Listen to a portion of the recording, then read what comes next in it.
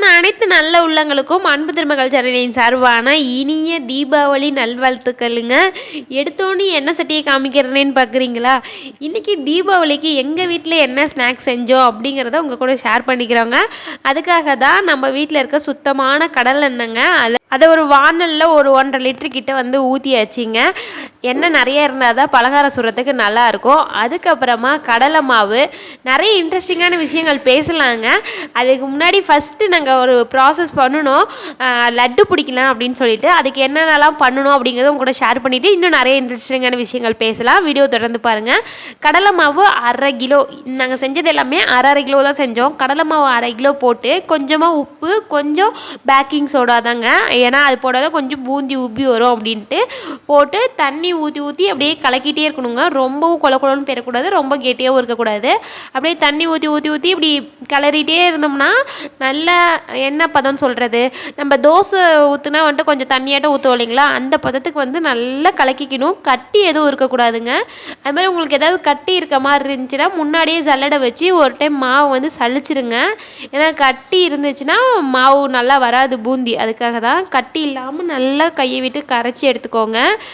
அம்மா தான் இதில் வந்துட்டு கொஞ்சம் ஸ்பெஷலுன்னு வச்சுக்கோங்களேன், லட்டெல்லாம் நல்லா செய்வாங்க. ஸோ நானும் இன்னும் தனியாக செஞ்சதில்லை, அம்மா செய்வாங்க, நான் வந்து கூட ஹெல்ப் பண்ணுவேங்க. மாவு நல்லா கரைச்சிட்டு அதுக்கப்புறம் எண்ணெய் சட்டியை எடுத்து அடுப்பில் வச்சுட்டோங்க. ஃபஸ்ட்டே எண்ணெய் சட்டியை வச்சோன்னா எண்ணெய் சீக்கிரம் காஞ்சிரும், ஆனால் மாவு வந்து கரைக்கிறதுக்கு லேட் ஆயிரும். அதனால மாவை கரைச்சி வச்சுட்டு அதுக்கப்புறம் எண்ணெய் வண்டல் எடுத்து அடுப்பில் வச்சுட்டு இந்த மாதிரி கலக்கி மோண்டு ஊற்றுனோம்னா எப்படி தண்ணியாட்டம் வருதுன்னு பாருங்கள். அந்த லெவலுக்கு இருக்கணுங்க மாவு. அதுக்கப்புறம் இந்த பூந்தி தேய்க்கிறதுக்குன்னு ஒரு கரண்டி எங்கள் வீட்டில் இருக்குது. இந்த மாதிரி வந்து குட்டி குட்டியாக ஓட்டை இருக்கும். இந்த கரண்டியில் தான் தேய்க்கணும் அப்படின்னு இல்லை, உங்ககிட்ட வந்து இந்த ஜல்லிக்கரண்டி சொல்லுவாங்களா, அந்த மாதிரி இருந்துச்சுன்னா அதில் கூட வந்து தேய்ச்சி விடலாம். ஏதோ இருக்கிறத வச்சு செய்யலாங்க, அவ்வளோதான். அதுக்கப்புறம் கடலை எண்ணெய்னால பொங்கி வருங்க. நம்ம செக்கு ஆட்டினது யூஸ் பண்ணாத எண்ணெய்னால அப்படியே வந்துட்டு பொங்கும் நிறைய. அதனால் முன்னாடியே புளிக்குள்ளார கொஞ்சோண்டு உப்பு வச்சு நல்லா உருட்டி போட்டு கொஞ்ச நேரம் கழித்து எடுத்துட்டோம் அப்படின்னா ரொம்ப பொங்காது. இல்லைன்னா பார்த்திங்கன்னா அப்படியே பொங்கி வலிஞ்சிரும் நம்ம ஏதாவது செய்யும் போது. எண்ணெய் நல்லா காஞ்சிருச்சு. அதுக்கப்புறம் அம்மா தான் வந்து எடுத்து அப்படியே கொஞ்சம் கொஞ்சமாக மாவை ஊற்றி அப்படியே தேய்ச்சி விட்டாங்க. அழகாக உளுந்துச்சு பாருங்கள், கீழே குட்டி குட்டியாக பூந்தி உளுந்துது. நான் என்ன வேலைன்னா இதெல்லாம் அரிச்சு எடுக்கிறது தான் என்னோடய வேலைங்க. இந்த வேலைலாம் ஈஸி தாங்க, ஆனால் நம்ம மலைச்சிக்கிட்டு செய்ய மாட்டோம். செய்யணுன்னு ஆரம்பிச்சிட்டோன்னா செத்த நேரத்தில் செஞ்சிடலாம். இப்போ இதை வந்து அப்படியே நம்ம லட்டுக்கு எடுக்கணும் அப்படின்னால பாதி வேக்காடு தான் வேகணும். அதாவது ரொம்ப வெள்ளையாகவும் எடுத்துடக்கூடாது, ரொம்ப வெள்ளையாடுதான் பச்சை பச்சையாக இருக்க மாதிரி இருக்கும். நம்ம வந்து புளிஞ்சு விட்டோன்னே ஒரு 2 கலரு கிளறி அதுக்கப்புறம் எடுத்துடணும். கொஞ்சம் முருக விட்டோம்னாலும் மொறுன்னு போயிடும், நம்ம கார பூந்தி மாதிரி ஆயிரும். அதனால் கொஞ்சம் வதன்னு இருக்க மாதிரி எடுத்துடணுங்க. இது ஃபஸ்ட் எடுத்ததுனால கொஞ்சம் லேட்டாச்சு. இன்னும் கொஞ்சம் நல்ல எண்ணெய் சூடேறிடுச்சுன்னா போட்டோடனே டக்குன்னு அப்படியே எடுத்துடலாம். பாருங்கள், கலர் வந்து மாறவே கூடாது, அப்படியே எல்லோ கலரில் இருக்கணும். அந்த ஸ்டேஜில் இருக்கும் போதே வந்து எடுத்துட்டோம் அப்படின்னா தான் லட்டுக்கு நல்லாயிருக்கும். இதே நீங்கள் கொஞ்சம் நல்லா முருக விட்டு எடுத்தீங்க அப்படின்னா காரா பூந்தி, அதில் அப்படியே கொஞ்சம் நிலக்கடலை பருப்பு, கருவேப்பிலை, பூண்டு எல்லாம் போட்டு உப்பு மிளகாத்தூள் போட்டிங்கன்னா காரா பூந்தி வந்து ரெடி ஆயிரும். இனிப்புக்குன்னா இப்படியே கொஞ்சம் அரை பதத்தில் எடுத்து அதுக்கப்புறம் ஜீராப்பாவை வந்து கரைச்சி ஊற்றணும், இது காய வச்சு ஊற்றணுங்க. ஸோ இந்த மாதிரி வேலைலாம் ஈஸி தாங்க, ஆனால் நம்ம செய்யறதுக்கு தான் வந்து மலைச்சிட்டு போய் கடையில் வாங்கி சாப்பிட்றோம். அதில் வந்து எந்த அளவுக்கு கெமிக்கல் சேர்க்குறாங்க அப்படின்றதெல்லாம் நமக்கு தெரியாது.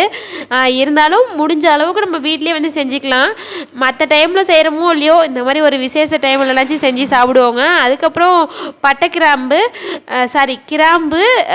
முந்திரி, திராட்சை, ஏலக்காய், அதுக்கப்புறம் நெய்க்கு வந்து கொஞ்சம் வெண்ணெய் காய்ச்சாமல் இருக்குது, அதனால் அந்த வெண்ணெயும் எடுத்து வச்சுக்கிட்டேன்.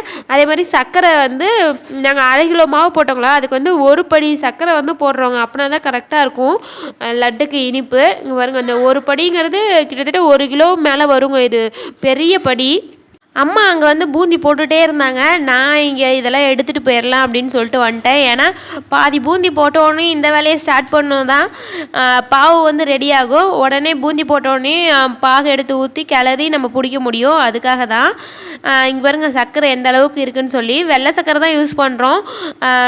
நாட்டு சர்க்கரை, வெல்லம் இதெல்லாம் கூட யூஸ் பண்ணுவாங்க, ஆனால் அது கலர் வந்து வேறு மாதிரி மாறிடும் லட்டோட கலரு. அதனால் வெள்ளை சர்க்கரை தாங்க யூஸ் பண்ணுறோம். இந்த வெள்ளை சர்க்கரையில் வந்து லைட்டாக தண்ணி ஊற்றி ஊற்றி இப்படியே கலக்கணுங்க. எந்த அளவுக்கு தண்ணி ஊற்றணுன்னா அந்த சர்க்கரை ஃபுல்லாக ஊறணும். அந்த அளவுக்கு அதிகமாக தண்ணி ஊற்றிடக்கூடாது. அந்த சர்க்கரை ஃபுல்லாக மூழ்கி ஃபுல்லாக அப்படியே ஈரப்பதம் ஆகிற அளவுக்கு வந்து தண்ணி ஊற்றி ஊற்றி அப்படியே லைட்டாக ஆட்டி விட்டுட்டே இருந்தோன்னா வச்சுக்கோங்க, அப்படியே எல்லாமே ஊறிடும், எல்லா சர்க்கரையுமே. அப்படி அந்த அளவுக்கு வந்து தண்ணி ஊற்றினா போதும் பாகுக்கு. ஏன்னா எனக்கே ரொம்ப நாளாக தெரியாது எந்த மாதிரி தண்ணி ஊற்றணும் பாகுக்கு அப்படின்னு சொல்லி. அந்த சர்க்கரை மூழ்கிற அளவுக்கு மட்டும் தண்ணி ஊற்றணும். அதாவது தண்ணி வந்து கொஞ்சமாக ஊற்றி நம்ம இப்படி இப்படின்னு ஷேக் பண்ணிகிட்டே இருந்தோம்னாவே அந்த சர்க்கரை ஃபுல்லாக ஊறிடும். அந்த அளவுக்கு ஊறினாவே போதுங்க பாகுக்கு. அப்புறம் அப்படியே சைடில் வந்துட்டு வெண்ணெயை காய்ச்சிடலாம் அப்படின்னு சொல்லிட்டு வெண்ணெயை ஒரு வானலில் போட்டு வச்சிட்டாங்க. அது அப்படியே காஞ்சிட்ருக்கு. நம்ம வீட்டில் தான் வந்து எடுத்த வெண்ணெய். டெய்லி தயிர் போட்டு மிக்சியில் போட்டு அடித்து எடுத்துருவோங்க வெண்ணெயை. அது அப்படியே சைடில் வந்துட்டு அப்படியே நெய்யாக மாறிட்டுருக்கு. இந்த பக்கம் இன்னும் பூந்தி போடுற வேலை முடியலைங்க. 1/2 கிலோ மாவுக்கே பாருங்கள் எவ்வளோ வருதுன்னு சொல்லி. நிறைய பேர் நினைப்பீங்க இந்த மாதிரி வேலைலாம் செய்ய 2 நாள் இருந்தால் ஈஸியாக இருக்கும்னு. ஈஸி தாங்க, 2 நாள் இருந்தால் ஈஸி தான். பட் பொருள் எல்லாமே இருந்துச்சு அப்படின்னா ஒரு ஆளும் கூட ஈஸியாக செய்யலாங்க. ஆனால் யாரும் டிஸ்டர்பன்ஸும் இருக்கக்கூடாது. சின்ன பிள்ளைங்கள்லாம் டிஸ்டர்பன்ஸ் இல்லாமல் இருந்தால் ஈஸியாக வந்துட்டு நம்ம செய்யலாம் தான். நிறைய பேர் அதுக்காகவே தான் இது யாரா வீட்டில் செஞ்சிட்ருக்கிறது அப்படின்னு சொல்லிட்டு கடையில் வந்து வாங்கிக்குவாங்க. பாவம் கடைக்காரங்களும் பிழைக்கணும் தான், இல்லைன்னு சொல்லலை. இருந்தாலும் வந்துட்டு நம்ம வீட்டிலே செஞ்சு சாப்பிட்டா அது கரெக்டாக வந்துருச்சுன்னா பிரச்சனை இல்லைங்க. நல்ல டேஸ்ட்டு மாறாமல் வந்துருச்சுன்னா பிரச்சனை இல்லை. இல்லைன்னா வீட்டில் இருக்கவங்க கொஞ்சம் குறை சொல்லுவாங்க. ஸோ நல்லா தெரியும் அப்படின்னா செய்யலாம். இல்லை ட்ரை பண்ணி பார்க்குறோம் அப்படின்னாலும் வந்துட்டு கொஞ்சமாக வந்து ட்ரை பண்ணி பார்க்கலாங்க. இந்த மாதிரி வேலையெல்லாம் கொஞ்சம் ஈஸி தான். ஏன்னா பாவு மட்டும் கொஞ்சம் பதமாக வந்து காய்ச்சணும். அப்புறம் வெண்ணெய் வந்து உருகிடுச்சு நல்லா. அப்படியே பக்கத்தில் அடுப்பில் இன்னொரு அடுப்பில் வந்துட்டு பாகையும் வச்சுட்டேன். ஒரு வழியாக பூந்தியெல்லாம் போட்டு முடிச்சாச்சு. பாகு வந்து நல்லா கொதிச்சிட்ருக்கு. அப்புறம் கொஞ்சம் வந்து ஏலக்காய் அதுலேயே நுணுக்கி போடணும்ல, அதனால் ஏலக்காயை போட்டு நான் அப்படியே தட்டிகிட்ருக்கேன். அம்மா அப்படியே பாகு காய்ச்சிட்ருக்காங்க. அது கூடவே நெய் ரெடியாக இருக்கு இல்லைங்களா, அந்த நெய்யில் வந்துட்டு முந்திரி திராட்சை இதெல்லாமே போட்டு அதையும் எடுத்து அப்படியே அந்த பூந்தியிலே வந்து ஊற்றியாச்சுங்க. அதே மாதிரி கிராம்பையும் அந்த நெய்யிலே போட்டு அதை எடுத்து பூந்தியில் வந்து ஊற்றியாச்சுங்க. உடனே பாகும் வந்து காஞ்சிருச்சு. பாகு எந்த அளவுக்கு ஆயிடும்னா ஒரு பாத்திரத்தில் தண்ணி வச்சு அந்த தண்ணிக்குள்ளே அந்த பாகை எடுத்து கொஞ்சோண்டு ஊற்றுனீங்கன்னா அந்த பாகு வந்து பிரிஞ்சு போகக்கூடாது, அப்படியே அந்த ஸ்டேபிளாக அந்த இடத்துல இருக்கணும். அந்த மாதிரி இருந்துச்சுன்னா பாகு ரெடி ஆகிடுச்சிங்க. அதுக்கப்புறம் பாகை ஊற்றி நல்லா இந்த மாதிரி ஒரு மத்துக்கட்டையை வச்சு நல்லா கிளறணுங்க. கொஞ்சம் சுட சுட பிடிச்சாதாங்க நல்லா வரும். அந்த பாகை ஊற்றி கிண்ணோனையும் வந்து ஃபஸ்ட்டு வேலை டேஸ்ட்டு பார்க்குறது தாங்க, இனிப்பு எவ்வளோ இருக்குது அப்படின்னு சொல்லிட்டு. டேஸ்ட்டு பார்த்தா நல்லாவே கரெக்டாகவே இருந்துச்சுங்க. அப்புறம் அப்படியே வந்துட்டு கொஞ்சம் சுட சுட, ரொம்ப சுட சுட இல்லை, லைட்டாக தான் சூடு இருக்கும், ரொம்ப சூடு இருக்காது. அப்படியே வந்து பிடிச்சோன்னா தான் லட்டு நல்லா பதமாக வருங்க. பாருங்கள் நல்லா சூப்பராக வந்திருக்கு. எங்களுக்கு 1/2 கிலோ மாவுக்கே வந்து பார்த்திங்கன்னா கிட்டத்தட்ட 60 லட்டு கிட்டே வந்துச்சிங்க. லட்டு சாப்பிட்லாம் வாங்க. சூப்பரான லட்டு ரெடி ஆகிடுச்சு. இதுவே வந்து கலரும் நல்லா இருக்குங்க. எல்லோ கலர் மாதிரி வந்துருச்சு. நாங்கள் எந்த கலருமே சேர்க்கல. அந்த மாவோட கலர் தான் வந்து அந்த மாதிரி கடலை மாவோட கலர் தான் அந்த அளவுக்கு நல்லா எல்லோ கலரில் வந்திருக்கு. ஸோ வேறு எந்த கலருமே நம்ம சேர்க்க தேவையில்லைங்க. அழகாக சின்னதாக வந்து உருட்டியாச்சு. இந்த 60 லட்டும் வந்து கடையில் வாங்கியிருந்தால் எவ்வளோ வரும் நீங்களே சொல்லுங்கள் பார்ப்போம். நம்மளோட வேலை என்ன, ஒரு 2 மணி நேரத்து வேலை. அரை கிலோ கடல மாவு, அப்புறம் வந்து எண்ணெய் நம்ம வீட்டிலே இருந்தனால பிரச்சனை இல்லைங்க. இது கொஞ்சம் எண்ணெய் குடிக்குங்க. ஏன்னா நம்ம நல்லா முருக விட்டு வடிகட்டி எடுக்க மாட்டோம், கொஞ்சம் அரைப்பதத்துலேயே எடுக்கிறோம் இல்லைங்களா, அதனால் அதில் எண்ணெய் பசை இருக்கும். அதோடையே அரைச்சி போட்டால் தான் வந்து நல்லாயிருக்கும், இந்த மாதிரி வந்து சாஃப்டாக வரும் அப்படின்னு சொல்லிட்டு கொஞ்சம் எண்ணெய் வடிகட்ட மாட்டாங்க, ரொம்ப வடிக்க மாட்டாங்க, அப்படியே தான் அள்ளி போட்டுருவாங்க. ஸோ எண்ணெய் கொஞ்சம் இதுக்கு அதிகமாகவே இழுக்குங்க லட்டு பிடிக்கும் போது. அம்மாவும் நானும் 2 பேருமே வந்து உருட்டி வச்சாச்சு. நான் ஃபஸ்ட்டு உருட்டி கொடுத்தேன். அம்மா வந்து 2வது உருட்டிட்டாங்க. சூப்பராக லட்டு ரெடி ஆகிடுச்சிங்க. அடுத்ததாக என்ன செய்ய போகிறோன்னா, ரேஷன் கடையில் வந்து மைதா மாவு கொடுத்துருந்தாங்க ஒரு 1/2 கிலோ. சரி அதை வச்சு ஒரு கத்திரி மிட்டாய் செஞ்சுருவோம் அப்படின்னு சொல்லிட்டு அந்த மைதா மாவை உடச்சி கொட்டி அதில் வந்துட்டு கொஞ்சம் கடைசியாக தேய்க்கிறதுக்கு வேணும்ன்ட்டு கொஞ்சம் வச்சுட்டு அதுலேயே சேம் அதே ப்ராசஸ் தான். உப்பு கொஞ்சம், சோடாப்பு கொஞ்சம். உப்பு வந்து டேஸ்ட்டுக்காக. இது வந்து காரம் தான் செய்ய போகிறோம். இதுலேயே இனிப்பும் செய்யலாம், ஆனால் இது வந்து காரம் செய்ய போகிறோங்க. இனிப்புனாலும் இதே மெத்தட் நான் சொல்கிற மெத்தடை தாங்க. அந்த போட்டு எடுக்கிறதுல மட்டும் கொஞ்சம் வித்தியாசம் வரும். அந்த வீடியோலாம் நம்ம ஆல்ரெடி நம்ம சேனலில் போட்டிருக்கோம். வேணால் வந்துட்டு லிங்க் கூட உங்களுக்கு கொடுக்குறேங்க. பாருங்கள் இந்த கத்திரி மிட்டாயெல்லாம் எப்படி செய்கிறதுன்னு. ரொம்ப ரொம்ப ஈஸி தாங்க. மைதா மாவு இருந்துச்சுன்னா கொஞ்சம் நேரத்தில் வந்து இந்த வேலையை செஞ்சிடலாம். உப்பு கொஞ்சமாக பேக்கிங் சோடா போட்டு நல்லா நம்ம சப்பாத்தி மாவு மாதிரி பிசைஞ்சு எடுத்துக்கணுங்க. அதுதான் முக்கியம். நல்லா ரொம்ப தண்ணியாட்டம், அதாவது கொல கொலன்னு பசையாமல் சப்பாத்திக்கு நம்ம பிசைவோம் இல்லைங்களா, அதே மாதிரி நல்லா பிசைஞ்சிக்கணும். அப்படியே கொஞ்சம் லைட்டாக எண்ணெயை ஊற்றி நல்லா வந்து அழுத்தி பிசைஞ்சிக்கணுங்க. நல்ல மாவு பிசைஞ்சோன்னா நம்ம போட்ட சட்டிலையும் மாவு இருக்காது, நம்ம கையிலையும் வந்துட்டு ஒரு பொட்டு கூட மாவு இருக்காது. அந்த அளவுக்கு வந்துட்டு எல்லாமே அதுலேயே ஒட்டிக்கும். ஸோ இந்த மாதிரி நல்லா வந்து பிசைஞ்சிட்டு கொஞ்சம் பெரிய பெரிய உருண்டையாக வந்து உருட்டிக்கணுங்க. அப்புறம் சப்பாத்தி கடையில் நம்ம சப்பாத்தி தேய்க்கிற மாதிரி தான் கொஞ்சோண்டு அடியில் வர மாவு போட்டு இந்த உருண்டையை எடுத்து நல்லா தேய்ன்னு தேய்க்கணுங்க. நல்லா கொஞ்சம் மெலிசாக இருக்க அளவுக்கு வந்து தேய்ச்சிக்கணும். அப்படின்னா தான் வந்துட்டு நல்லா மொறுன்னு வரும். அதனால் இந்த மாதிரி நல்லா மெலிசாக தேய்க்கணுங்க. இந்த மைதா மாவு பொறுத்த வரைக்கும் நம்ம வந்து என்ன தான் மெலிசாக தேய்ச்சி விட்டாலும் திருப்பி போடும்போது வந்துட்டு டக்குன்னு சுருங்கிக்குதுங்க. இருந்தாலும் நம்ம விடாமல் தேய்ச்சிட்டு இந்த மாதிரி ஒரு கத்தி, இதுக்குன்னு ஒரு கத்தி இருக்குது கத்திரி மிட்டாய்க்கு அப்படின்னு சொல்லிட்டு ஒரு வீல் மாதிரி ஒரு கத்தி இருக்கும். பட் அதெல்லாம் நமக்கு தேவையில்லை. நம்ம வீட்டில் சின்னதாக கத்தி இருந்ததுன்னா அதுவே போதுங்க. அதில் இந்த மாதிரி நம்ம பாக்ஸாவோ நமக்கு எந்த டிசைன் வேணுமோ அந்த டிசைனில் வந்துட்டு கட் பண்ணி நம்ம எடுத்து கொட்டி வச்சுக்கலாங்க. கொஞ்சம் வரமாவு போட்டு அது மேலே வந்து எடுத்து கொட்டி வச்சுக்கிட்டோம்னா அதுக்கப்புறம் எண்ணெயில் எடுத்து போட்டுக்கலாங்க. ஒரு பாதி அளவுக்கு வந்து தேய்ச்சி இது மாதிரி கட் பண்ணிட்டேங்க. அம்மா வந்துட்டு எண்ணெய் சட்டி அடுப்பில் வச்சு எண்ணெய் நல்லா காஞ்சிருச்சு. அதுக்கப்புறம் இதை எடுத்து அள்ளி இப்படி போட்டனாவே போதுங்க. சூப்பராக நம்ம வத்தல் பொரியிற மாதிரி சூப்பராக குண்டாக உப்பி வந்துடுங்க. உங்களுக்கே தெரியும் பாருங்கள். எண்ணெயில் போட்டோன்னையும் சூப்பராக உப்பி வந்துருச்சு. அப்புறம் அம்மா வந்து நான் போட்டு எடுக்கிறேன், நீ வந்துட்டு அதை மீதி இருக்க மாவை தேய்ச்சி கொடுன்னு சொன்னாங்க. சரி நான் அப்போ அடுப்பு பக்கத்துலேயே உட்காந்துட்டு நானும் வந்து தேய்ச்சி கொடுத்துட்டு இருந்தேன். அம்மா போட்டு எடுத்துகிட்டு இருந்தாங்க. இது வேணால் ட்ரை பண்ணி பாருங்கள். ரொம்ப ஈஸியானது தான். மைதா மாவு இல்லைன்னா இதே மாதிரி கோதுமை மாவு இருந்தாலும் கோதுமை மாவில் வந்துட்டு நீங்கள் ட்ரை பண்ணி பாருங்கள். நல்லாயிருக்கும். மொறுன்னு இருக்கும். நல்லா மெலிசாக தேய்ச்சி போட்டுட்டோன்னா நல்லாயிருக்கும். பாருங்க அப்படியே எடுத்து போட்டோன்னே நல்லா தனித்தனியாக அதுவே பிரிஞ்சிக்கும். நம்ம ஒன்றோட ஒன்று ஒட்டி இருந்தால் கூட எடுத்து போட்டோன்னையும் அதுவே தனித்தனியாக பிரிஞ்சு வத்தல் உப்புற மாதிரி வந்துட்டு நல்லா உப்பிடுங்க. நல்ல முருக வேக விட்டு எடுக்கணுங்க. கொஞ்சம் வெள்ளையாக எடுத்துட்டோன்னா வதக்குன்னு இருக்கும். இதில் இனிப்பு போடுறது எப்படின்னா நம்ம கொஞ்சம் வெள்ளையாக இருக்கும் போதே எடுத்துடணுங்க.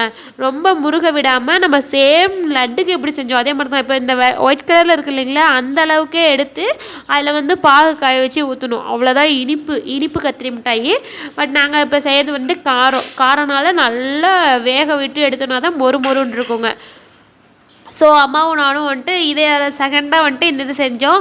அப்படியே சைடில் வந்துட்டு முறுக்கு மாவு இருந்துச்சு, முன்னாடியே அரைச்சி வச்சுருந்தோம்.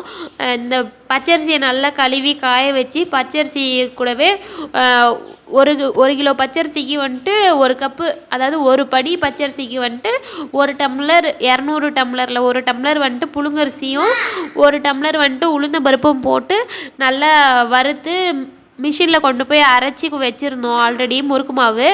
ஸோ அதையும் வந்துட்டு ஆயா பக்கத்தில் அப்படியே பிசைஞ்சு கொடுத்தாங்க.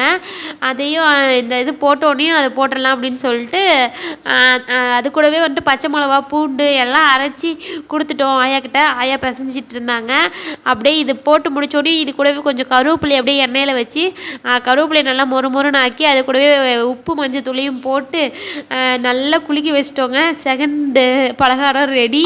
இனிப்பு ஒன்று செஞ்சாச்சு, காரம் ஒன்று செஞ்சாச்சு.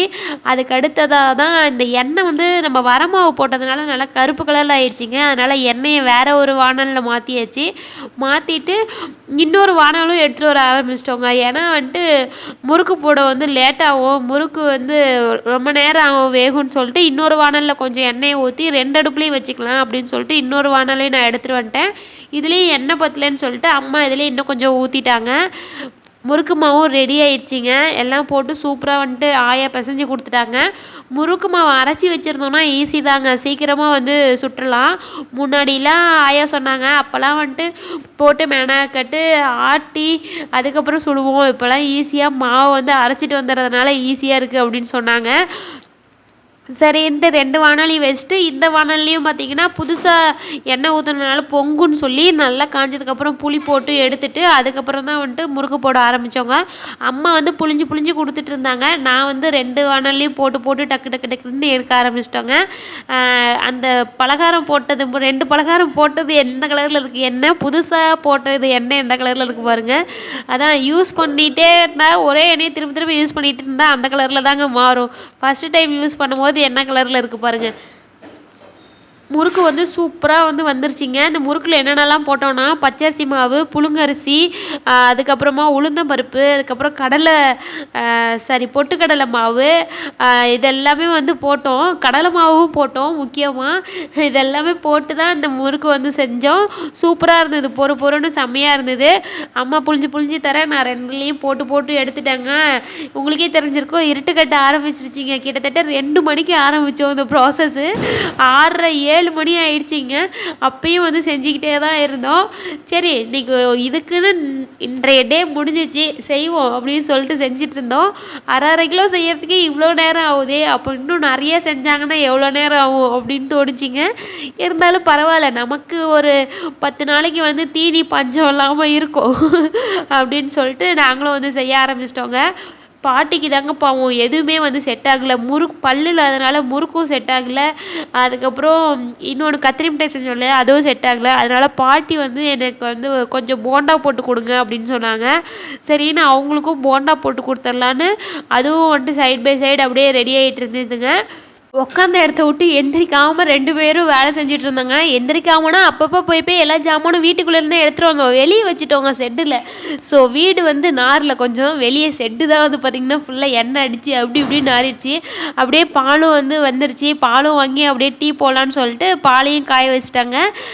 அம்மா வந்து அந்த பக்கம் போண்டாக்கு வந்துட்டு வெங்காயம் வந்து அரிஞ்சிட்ருக்காங்க. பாலை காய வச்சு டீயை போட்டாச்சு. பாப்பாவும் ஸ்கூல்லேருந்து வந்துட்டா. ஸோ இந்த வேலை எல்லாமே முடிஞ்சிச்சு. அடுத்து போண்டா போட்டுட்டா போண்டாவை எடுத்து சாப்பிட்டு அதுக்கப்புறம் தான் தண்ணி காய வச்சு குளிக்கணுங்க. இந்த யானத்தெல்லாம் எடுத்து போட்டு விளக்கிட்டு இந்த இடத்தெல்லாம் க்ளீன் பண்ணிவிட்டு அதுக்கப்புறம் தண்ணி காய வச்சு குளிச்சுட்டு அப்படியே சாப்பாட்டுக்கும் வந்து ரெடி பண்ணிட்டோம். சாப்பாடு இருந்தது, அப்படியே கொஞ்சம் இந்த பலகாரம்லாம் சாப்பிட்டதுனால ரசம் சாப்பிட்லாம் அப்படின்னு சொல்லிட்டு ரசமும் அப்படியே இந்த அடுப்புலேயே வந்து வச்சாச்சிங்க. எல்லாத்தையும் வச்சு முடிச்சுட்டு சாப்பிட்டோம். கொஞ்சம் இந்த மாதிரி போண்டா அதெல்லாம் வந்து சாப்பிட்டோம். மணி 8 ஆயிடுச்சிங்க. அதுக்கப்புறம் எல்லாத்தையும் எடுத்து போட்டு கழுவிட்டு இந்த இடத்தெல்லாம் கூட்டிகிட்டு பார்த்தா எண்ணெய் பசை பாருங்கள், எண்ணெய் எப்படி வந்து தெரிச்சிருக்குன்னு. அந்த அடுப்பு இருந்த இடம் மட்டும் எப்படி நல்லா கேப் தெரியுதுன்னு. சாப்பிட்றதுக்குரியதை மட்டும் வச்சுட்டு மீது எல்லாத்தையும் சூப்பராக நீட்டாக வந்து கழுவி கட்டலை போட்டு கமுத்திட்டோங்க. மழை வேற ஒன்று விழுந்துகிட்டே இருந்தது. அப்புறம் வெளியில் போயிட்டு அடுப்பில் நல்லா தீ போட்டு நல்லா தண்ணியை காய வச்சு குளிச்சுட்டு சாப்பிட்டு படுத்துட்டோங்க. அவ்வளோ டயர்டாயிடுச்சு. அப்புறம் அடுத்த நாள் காலைல எழுந்திரிச்சு வீடு வாசல்லாம் கழுவி விட்டு துணிமணியெல்லாம் துவைச்சிட்டு அதுக்கப்புறம் நம்ம செஞ்சு வச்ச பலகாரத்தை வந்து பார்த்துட்டு அதுலேருந்து 2 எடுத்து சாப்பிட்டு வீடியோவை சூப்பராக எடிட் பண்ணி உங்களுக்காக போட்டுட்டு வேலையை முடிச்சிட்டாங்க. வீடியோ பார்த்ததுக்கு ரொம்ப ரொம்ப நன்றிங்க. தேங்க்யூ.